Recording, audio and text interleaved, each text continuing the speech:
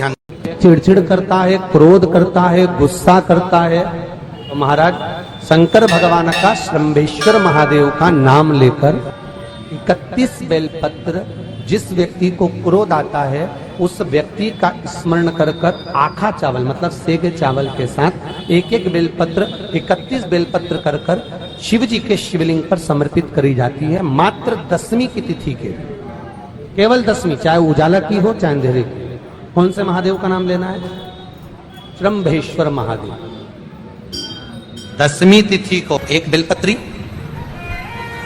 और उस बेलपत्री में एक चंदन की बिंदी और एक अक्षत का दाना मात्र रखकर भी अगर शिवालय पर चढ़ा दी जाती है, एक बेलपत्री, एक चंदन का बिंदी, और चंदन थोड़ा सा भी घिसो, जरा सा भी घिसो, उसकी एक बिंदी और एक चावल का दाना जब हम भगवान देवादिदेव महादेव को समर्पित करते हैं, अपनी कामना कर कर समर्पित करते हैं, तो निश्चितता है कि आपने व्रत करा ना करा, आपने उद्यापन करा ना करा, आपने अनुष्ठान करा ना करा, शिव महापुराण की कथा कहती है शंकर भगवान उसका फल शीघ्र प्रदान कर देते। जैसे सूर्य को अर्घ देने के लिए जब नारी अगर पुरुष वर्ग सूर्य को अर्घ दे और उसका काम अटक रहा हो, तो लक्ष्मी लेने के लिए तो आपको बताया था कि मिर्ची के दाने उसमें डालना है, पर अगर कोई काम अटक रहा उसके लिए कंकु डालकर सूर्य को अर्घ देना चाहिए।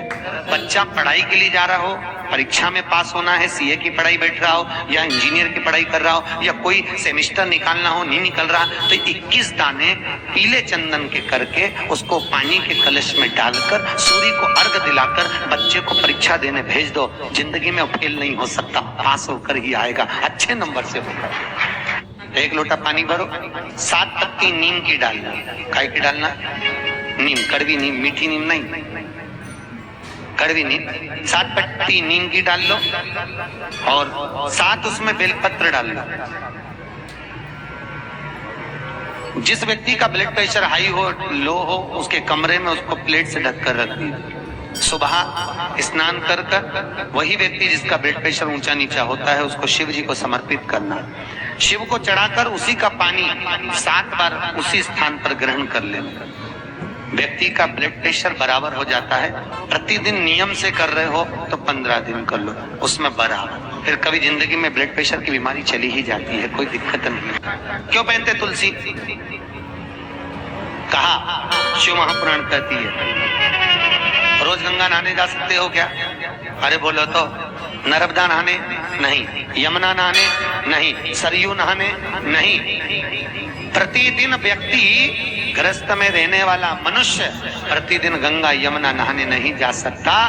तो बाबा भोलेनाथ की कथा वेद व्यास जी ने कहा, जो वैष्णव जीव गले में तुलसी पहनेगा और जो शिव का भगत गले में रुद्राक्ष पहनेगा, जब स्नान करेगा उस रुद्राक्ष का पानी, तुलसी का पानी उसके शरीर से लगता हुआ जाएगा, तो गंगा यमुना सरयू सरस्वती सबके स्नान का फल उसको तुरंत मिल जाएगा, तुरंत प्राप्त। बेलपत्री शिव जी को क्यों चढ़ाई जाती है?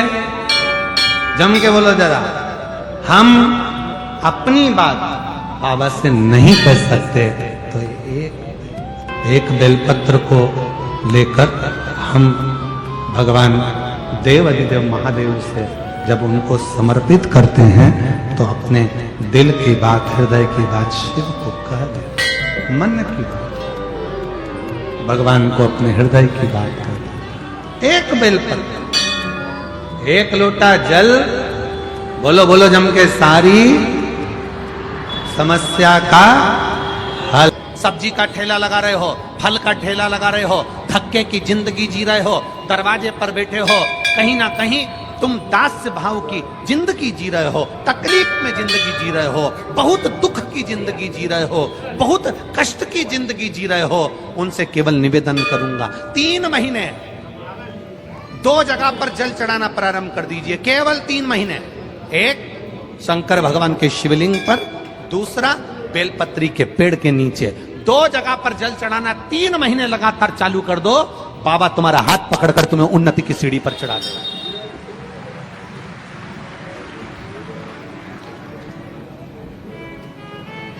हमें कोई चमत्कार करना नहीं आता और ना हम कोई तंत्र विद्या या मंत्र विद्या जानते हैं। ना हमारे पास में बेल है, ना हमारे पास में भभूति है, हमारे पास में तो केवल शिव का नाम है। आप श्री शिवाय नमस्तुभ्यम बोलो, ओम नमः शिवाय बोलो, नमः शिवाय बोलो, चाहे महामृत्युंजय मंत्र बोलो, उसका स्मरण करते करते भगवान शंकर के शिवलिंग पर जल, और उसी पात्र में जो जल तुमने शंकर जी को चढ़ाया है उसमें से बचा हुआ थोड़ा सा जल बेलपत्री के पेड़ के नीचे चढ़ाना प्रारंभ कर दो। अलग से बेलपत्री के पेड़ के नीचे चढ़ाने के लिए अलग से लोटा भर के जल जरूरत नहीं पड़ेगी। जो तुमने शिव जी को जल चढ़ाया,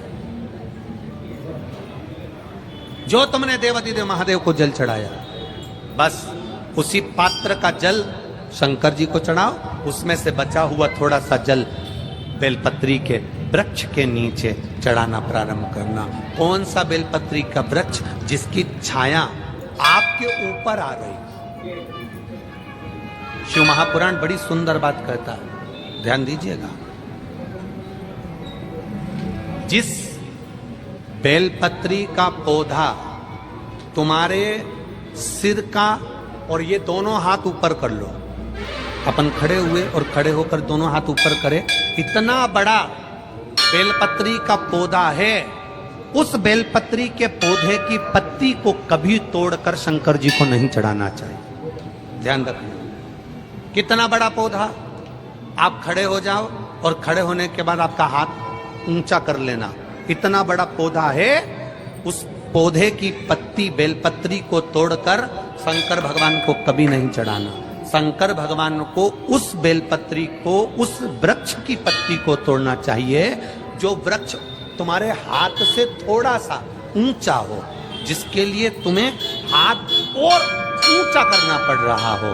जैसे एक बच्चा अपनी माँ की गोद में बैठने के लिए दोनों हाथों से उचकता है, आवाज लगाता है, उचकता है, आवाज लगाता है, हाथ ऊपर करता है, तो माँ उस बच्चे को गोदी में ले लेती है। उसी तरह उस बेलपत्री के वृक्ष की पत्ती तोड़ना चाहिए जिसने थोड़ी उन्नति कर ली हो, जो थोड़ा ऊंचा हो गया हो। तुम उसको पाने का प्रयास करो तो भगवान भी तुम्हें अपनी गोदी में ले ले। ऐसे वृक्ष की पत्ती। अब तुम छोटा सा पौधा, बिल्कुल जरा सा पौधा, उसी की पत्ती तोड़कर महादेव को चढ़ाओगे, ये श्रेष्ठता नहीं है। छोटा सा पौधा है, उसकी पत्ती को तोड़कर आप चढ़ा रहे हो महादेव को, उसमें श्रेष्ठता नहीं। वो छोटा है, जो बड़ा, जिसकी छांव तुम्हारे सिर पर आ जाए, आशीर्वाद जिसका तुम्हारे सिर पर आ जाए, उसके नीचे जाओगे, उसके नीचे आराधना करोगे तो थोड़ा सुख का भान होगा। जो छोटा पौधा है उसको बड़ा करने का प्रयास करो, और जो बड़ा है उसके नीचे जो शिव जी को एक लोटा जल चढ़ाया, बाद में वो जल ले जाकर आपने बेलपत्री के पेड़ के नीचे समर्पित करा, शंकर भगवान को दिया, और फिर बेलपत्र को समर्पित करा। उसका सुख, उसकी भक्ति, उसका स्नेह, उसका स्मरण सुख प्रदान करेगा। जा रहे थे गुरुजी, हम 3 महीने से मंदिर जा रहे हैं, हम 5 महीने से मंदिर जा रहे हैं, भगवान तो हमारी सुन ही नहीं रहा। भगवान से हमारा कौन सी दुश्मनी है जो भगवान ने सारा दुख हमको दे दिया? भगवान हमारी सुन ही नहीं रहा।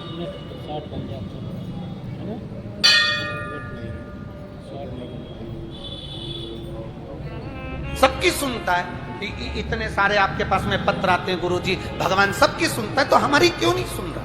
हम भी तो मंदिर जा रहे हैं, हम भी तो भगवान को जल चढ़ा रहे हैं, हम भी तो भगवान के मंदिर में झाड़ू लगा रहे हैं, हम भी तो भगवान के मंदिर में पोछा लगा रहे हैं, हम भी तो भगवान का श्रृंगार कर रहे हैं, फिर भगवान हमारी सुनता क्यों नहीं है?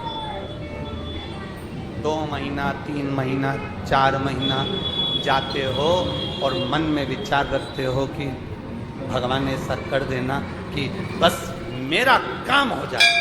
भगवान भी मन में सोचते हैं तो चिंता मत कर, तेरे यहाँ किसी की दुकान हो तो उस दुकान को एक बार देखना। एक दुकान में सेठ जी बैठा रहता है, उसको घर पर 5 लाख रुपए पहुंचाना। समझना जरा बहुत अच्छे से, सेठ जी दुकान पर, ऑफिस में, और उसको 5 लाख रुपए अपने घर पर भेजना है। उसके यहाँ पर 15 नौकर काम कर रहे हैं। एक नौकर 1 महीने पहले लगा, एक नौकर 3 महीने पहले लगा, एक नौकर 10 महीने पहले लगा, एक नौकर 1 साल से लगा, एक नौकर 5 साल से लगा। अब सेठ जी वो 5 लाख रुपए अपने घर भेजना है तो कौन से नौकर के हाथ में देंगे? बोलो रीजी जी। जो 1 महीने काम पर आया उस पर, जो 2 महीने काम पर आया उस पर, जो 3 महीने काम पर आया उस पर, जो 4 महीने काम पर आया उस पर नहीं। सेठ जी ने पुराने को बुलाया, इधर आओ, इधर आओ। हाँ सेठ जी, बेटा ये बैग घर पर रख के आना, हो संभाल के ले जाना, 5 लाख रुपए सावधानी से ले जाना।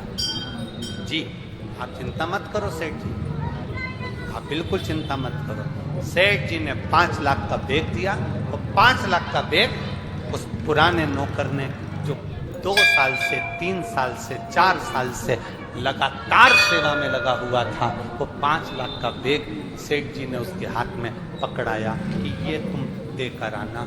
बस उसी तरह वो भोलानाथ और अपन उसके चाकर हैं, वो भी हमारे हाथ में इतनी जल्दी नहीं दे देता है, वो देगा जब जब आपको पूर्ण तरह से परख लेगा।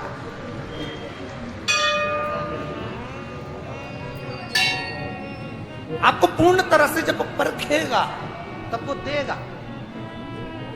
और आप क्या करते हो? 1 महीना मंदिर गए, 2 महीना मंदिर गए, भगवान से प्रार्थना कर लेते हो, भगवान हमको ये दे देना, भगवान हमको ये दे देना। तुम 1 महीना मंदिर जाके मन में सोचते हो कि जमीन में से कहीं गड़ा हुआ धन का हंडा निकल जाए, तो ऐसा कोई महाराज हो जो धन का हंडा निकाल के दे दे तो हमको भी बता दे। कर्म को करो, मेहनत को करो, अपने परिश्रम को करो, और जितना जितना तुम कर्म करोगे, जितनी जितनी तुम मेहनत करोगे, जितना जितना तुम परिश्रम करोगे, और भगवान के प्रति जितना जितना तुम्हारी दृढ़ता, जितना जितना तुम्हारा विश्वास बढ़ता चले जाएगा, जितना विश्वास बढ़ेगा तुम उतने भगवान के नजदीक आते चले जाओगे। फिर तुम्हारा दुख तुम्हारा नहीं रहेगा, फिर तुम्हारा दुख बाबा देवादिदेव महादेव का खुद का हो जाएगा, क्योंकि तुम्हें दुखी नहीं। दुनिया का कोई भी व्यक्ति, हम सबको एक बात कहते हैं, वक्त और व्यक्ति को कभी हल्के में मत लो। कब कौन सा व्यक्ति का वक्त बदलेगा और कब तुम्हारा वक्त बदलेगा, और कौन से व्यक्ति से किस वक्त तुम्हें जरूरत पड़ जाए उस व्यक्ति की कोई भरोसा नहीं। कोई वक्त और व्यक्ति इनको कभी हल्के में नहीं। समय सबका पलटता, सबका। जहां इतना उपद्रव मचता था, गिदम जैसे क्षेत्र में लोग आने के लिए डरते थे, कोई इस क्षेत्र में आना पसंद नहीं करता था। नक्सल के कारण आज नक्सल पर कमांड हुआ, आज पूरा गिदम और दंतेवाड़ा क्षेत्र खुलकर जी रहा है। वक्त बदला, वक्त बदला, समय बदलता, सब कुछ बदलेगा। तुम्हारे पड़ोस में कहीं घूड़ा भी पड़ा है, कचरा पटकते थे, उस कचरे पटकने वाली जगह पर भी बड़ी बड़ी होटल बन जाती है। कभी कभी तुम्हें स्मरण में आता है, तो कचरा घर था, कचरा पटकते थे, ऐसी जगह थी, वैसी जगह थी, और वहां बिल्डिंग तनी हुई है। वक्त और व्यक्ति, किसी को हल्के में मत लो। छोटे से छोटा व्यक्ति भी है तो उसको प्रणाम करना चालू करो। कब वो अच्छी जगह पर बैठ जाएगा, कब वो बहुत ऊंचे सिंहासन पर बैठ जाएगा, किसी को नहीं मालूम है। कब वक्त पलट जाएगा, किसी को नहीं मालूम है। इसलिए याद रखो, वक्त और व्यक्ति को कभी हल्के में लेकर मत चलो। समझ कर चलना, जो वक्त आज है भगवान की कृपा से अच्छा है, इसी को हम खुश होकर जिए। कल का इंतजार ना, और दुनिया कल के इंतजार में रहती है। कल महाराज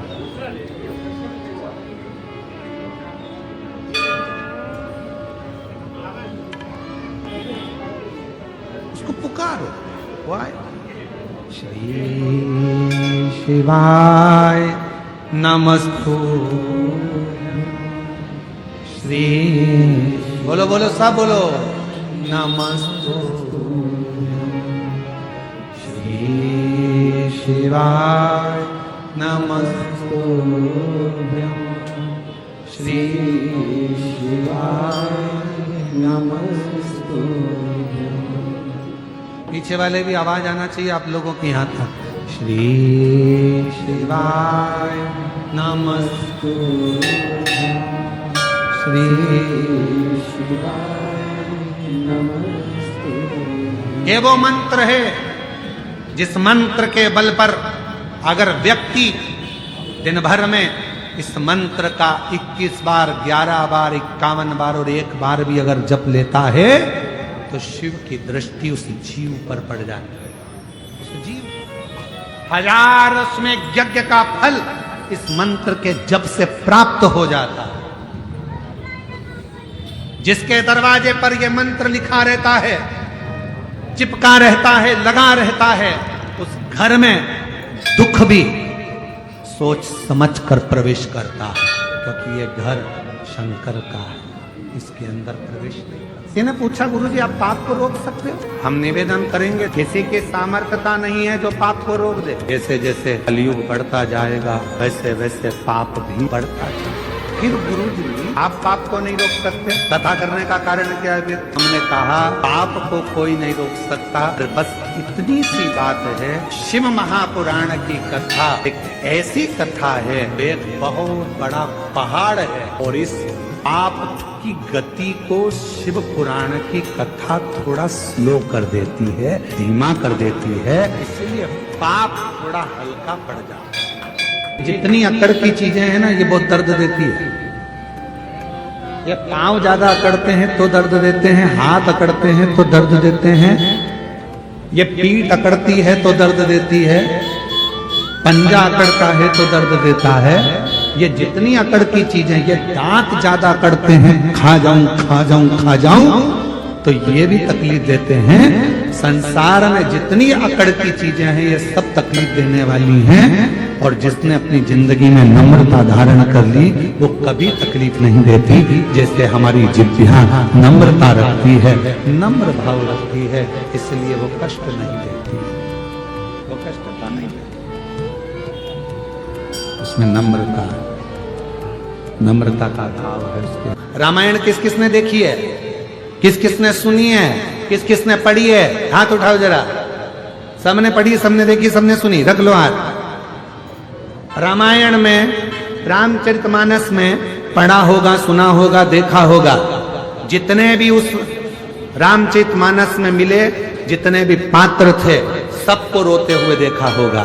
दशरथ जी भी रोए थे अपने पुत्र के वियोग में, कौशल्या मैया, कैकेयी मैया, सुमित्रा जी भी रोई थी दशरथ के वियोग में, भरत जी रोए राम जी के वियोग में, राम जी रोए अपनी मैया और पिता के वियोग में, माँ जानकी जी भी रोई, जनक जी रोए अपनी बेटी की दशा देखकर, केवट निषाद राज रोए, यहाँ तक गिद्धराज जटायु भी रोए, यहाँ तक लंका का राजा रावण अपनी औलाद के लिए रोया, मंदोदरी भी रोई। जितने पात्र थे रामचरितमानस के सब रोते हुए दिखे, केवल एक पात्र था रामचरितमानस का जो थे श्री हनुमान जी महाराज, वो कभी रोते हुए नहीं दिखे।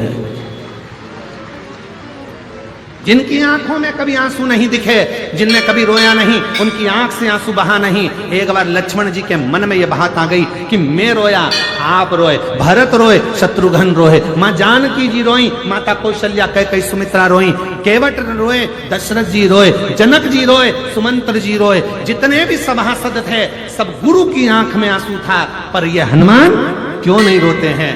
तब राम जी ने कहा यह हनुमान नहीं है, ये शिव का स्वरूप है, और शंकर कैसी भी परिस्थिति हो हर परिस्थिति में मुस्कुराना जानते हैं, वो शिव है। और संसार का सबसे बड़ा गुण तत्व यही है, हर परिस्थिति में आप मुस्कुराइए। दुख आएगा, मनुष्य का शरीर है, ऐसा कौन है व्यक्ति जिसकी जिंदगी में दुख नहीं आया? कौन है? राम जी के जीवन में भी दुख आया तो कृष्ण भगवान के जीवन में भी दुख आया, जितने भगवान के अवतार हुए हर अवतार में दुख आया। ऐसा संसार में कोई नहीं जन्मा जिसकी जिंदगी में दुख नहीं आया। दुख आएगा पर उस दुख में भी मुस्कुराना सीख लिया तो समझ लो कि शिव की कृपा होना प्रारंभ हो गई। हम मुस्कुराए, तकलीफ आए मुस्कुर, कोई दिक्कत, बीमारी आई है ना आ गई ना, बड़ा रोग आ गया ना, तकलीफ आ गई ना, धीरे से जाएगी। पर अपन क्यों रोए उस बीमारी के चक्कर में? इतना बड़ा बीमारी हो गई, मेरा लीवर खराब हो गया, किडनी बेकार हो गई, थायराइड हो गया, घुटने बेकार हो गए, कहीं ये हो गया, और रोने रोने में जिंदगी निकाल दे। बीमारी आई है, सोचते रहोगे सोचते रहोगे सोचते रहोगे तो बीमार पड़े रहोगे। यहाँ की फितरत बड़ी विचित्र है। जीते जी आग लगाने वाले भी अपने होते हैं और मरने के बाद आग लगाने वाले भी अपने ही होते हैं। कोई दूसरा आग नहीं लगाता।